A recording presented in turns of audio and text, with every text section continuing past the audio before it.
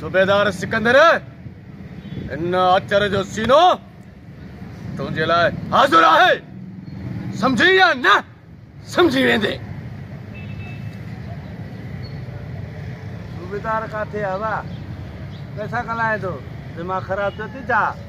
चले वा था कादा आयो दिसे न तो त ये कैमरा मोबाइल हले थी टिकटॉक ठायूं था समझ में गाल नथी अचे छा टिटो ठाए टिकटॉक यार केड़न मोचे फाथा से अदा अल्लाह के बन यार असा के कम करण छड असा टिकटॉक ठायूं बाबा ठाए वा ठाए मां भी सा दोकरो ठाए तो अदा बीर यार चक्रा में विञाए छडी असा जो कम ही बाबा अल्लाह जो कसम अल्लाह केड़ा केड़ा मानू विच में अची था वञन सही आदि हां ठीक है ओके क्यों क्यों कर क्यों सही सदोरी बुधी या न जेकॾहिं न बुधी त बुधी छॾ ॿिए वारे जेकॾहिं मुंहिंजे साम्हूं ईअं मथे जो गाड़ी आई त वार हिकिड़ो बि न हूंदई। काथे सदोरी का अगारो सूबेदार और हाणे सदोरी हिकिड़ो त तूं बि चओ न नालो यार तू कितनी समझ में नथी अचे त बाबा चुप करे एॾो भी ॾिस न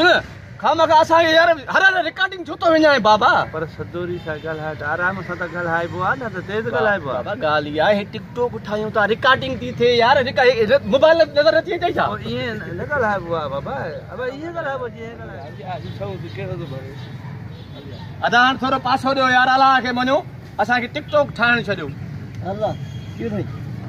अदा अदा हाणे ॿीहर सही आहे ओके आहे सही आहे ओके आहे प्रेम में तू तो प्रेम को बाबा परते थी यार हलो भला ॿिए हंधि काथे हली रिकॉर्डिंग जो हे त छॾी कोन था माण्हू अलाए काथां था अचनि इहे त शमीर केॾो न ज़िदी आहे जेकॾहिं शमीर जी ख़बर पइजी वेंदई न त इंशाअल्लाह अखियुनि मां हवा निकिरी वेंदई मगज़ मां यार अदा असां त फाथासीं ओ साईं अल्लाह के मन यार असा के छोटो परेशान करे खिल थी वठे त ये अलाए का ॻाल्हाए दो अरे यो हुसैन रे फिल्म नाला छा आहे फिल्म ना है ता टिकटॉक था ठायूं यार टिकटॉक था ठायूं टिकटॉक भी छा आहे अलाए छा थो चवे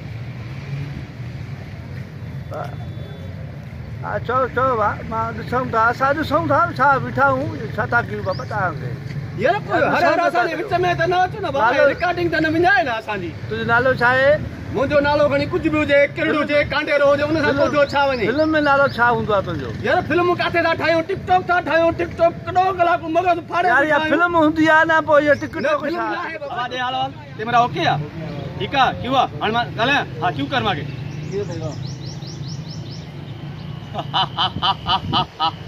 कालिया जब उड़ने लगता है तो परिंदों में भी फड़फड़ाहट आ जाती है।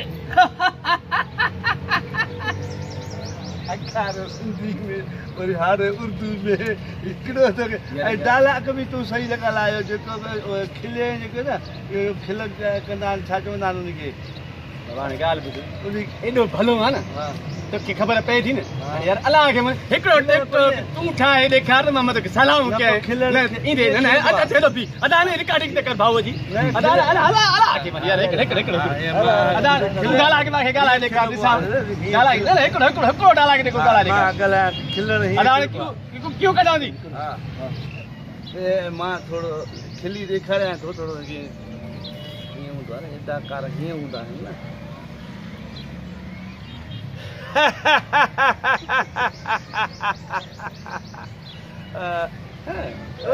सही वाह